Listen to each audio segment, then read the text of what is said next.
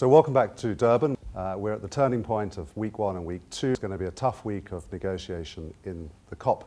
And to help talk through what's the latest, I've got 2 guests today. One is Nick Robbins, who's from HSBC, and he's the head of their Climate Change Centre for Excellence. My other guest is Smita Nakhooda, who now works for ODI, which is the Overseas Development Institute in London, and is head of their climate change and energy policy work. So, Smita and Nick, warm welcome to the daily COPpuccino. And what brings you here? We've been doing a lot of work monitoring how it is that existing finance, public finance for climate change that is, has actually been spent. And so what I'm hoping to do is sort of keep an eye on how the negotiations play out, and as well as try and infuse those debates with as much of our information as possible. Now, Trevor Manuel, sitting in that very chair a couple of days ago, said or agreed with the proposition that if the Green Climate Fund is not finalised here at Durban, then the COP as a whole will have failed. Is that your perspective? A lot of time and effort has been invested in that process, and if it were to fail, I think it would really shake confidence in the UNFCCC process as a whole. Let's come back to the public finance side in a moment. Nick, you're interested in private finance. Let's catch up on that. What is the role of banks and private finance generally? Well, I think there are many roles, and I think one of the reasons I'm here really is that our clients around the world, particularly big pension funds and so on, are very interested in what's going on here. They really want to see strong, clear targets on mitigation that goes towards a 2-degree target. They want to see some action on the adaptation side, maybe bringing in some of the skills on insurance. And we are very interested on how can scarce public finance be best used to mobilise private capital for low carbon growth, green growth. One of the messages on Friday was that banks, in fact, have to be less risk-averse in terms of supporting innovation in adaptation and mitigation. This comes at a time in economic history where people are wanting banks to be more cautious, given the promiscuity of recent years. So how does one figure that one out? There are lots of mixed signals, I think, and I think one of the issues that it is of most risk and most concern to investors is the recognition that the trajectory we're talking about, low carbon growth, green growth, is inevitable, but the steps to get there are very hard, and there's a lot of policy risk. So I think one of the things is actually there's no shortage of capital in the world. There's a lot of capital sitting on the lines, and I think people are willing to deploy it. But what we're looking for policymakers is some sort of what we call investment grade policy, so you can allocate capital with some degree of surety, and then maybe at the edge work with some public financing mechanisms to take a little bit more of the risk off the table as well. Smita, back to you for a moment. What are you hearing, and what's been the most interesting and significant thing you've come across since you arrived in Durban? I think it is around this issue of what is the future of the negotiation on the GCF going to be. I think there's a bit of nervousness around it. It's no longer really about the World Bank per se, as much as it is about coming up with a set of institutional arrangements around how this money is spent that meet both the interests of donors who want to feel confidence that their money will be spent well by institutions that they trust, and those of recipient countries who want to feel that that money is going to be spent by institutions that will be responsive and accountable to them. And it's how do you square that balance. They have to be the interim trustee come what may, because the Cancun Declaration said so. Yes, absolutely. Making sure that we design the projects that receive finance in ways that really resonate with and meet national circumstance is, I think, the key issue. I'm hearing it said in corridors that those countries who've got the policy framework in position, and even the institutions, and those that are even putting some of their own money into the mix, are likely to be at the top of the list for receiving such finance. That's next year's business, really. I mean, we're still trying to work out the design, really.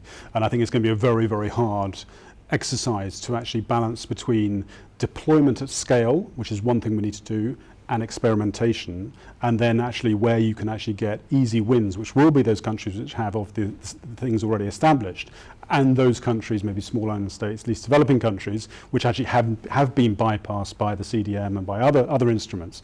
And therefore getting that balance right is going to be a fantastic task for the new board. There is a fundamental issue of equity in terms of distribution of this finance. The most vulnerable and poorest countries tend to also get the least climate finance money, at least right now, in part because they have the least capacity to develop bankable projects and proposals. Who then is going to step in to help those countries develop the necessary capacity?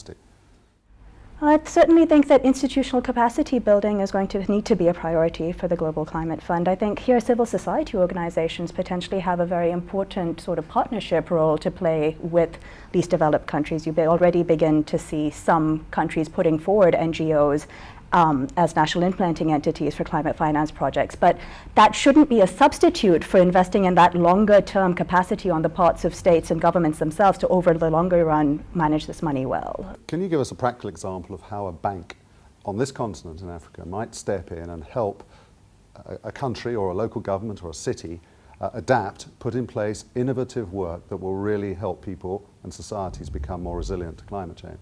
If we're thinking about where the big pools of capital are in the world, there's the listed equities market, stocks and shares. That's not really relevant to this debate. There's bank capital, but we know bank capital is very, very squeezed after the credit crunch and will probably be squeezed more because of Basel III regulation. So the other big pool of capital out there is debt capital markets.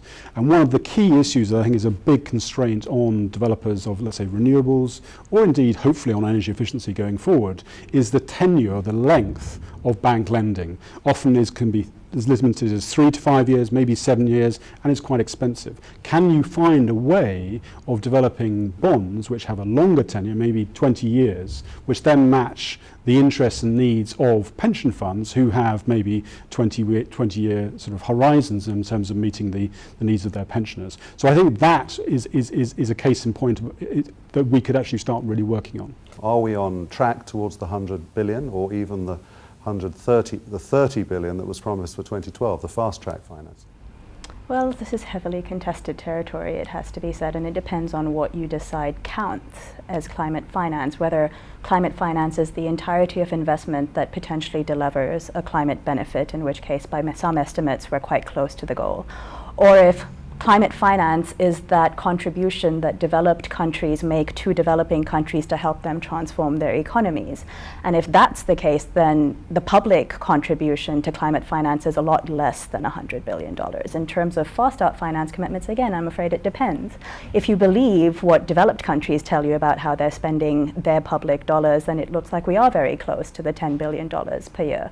But when one looks more closely at what it is that's being counted as climate finance, there's questions to be raised about whether this is really a new contribution to an agenda that is in urgent need of additional resources because of the entrenched political economy that needs to transform if we're going to achieve the goal, or whether this is actually an effort to claim credit for things that were underway already.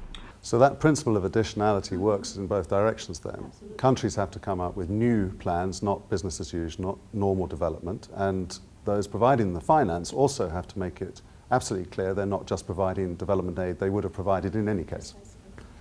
And it strikes me as a very difficult but a very important initiative to try and track that properly. Right. And who's going to do that? Well, ODI is making a good effort. The UNFCCC has recently launched a Fast Start Finance portal, which is intended to provide a platform through which governments can themselves increase the transparency through which they report on their spending.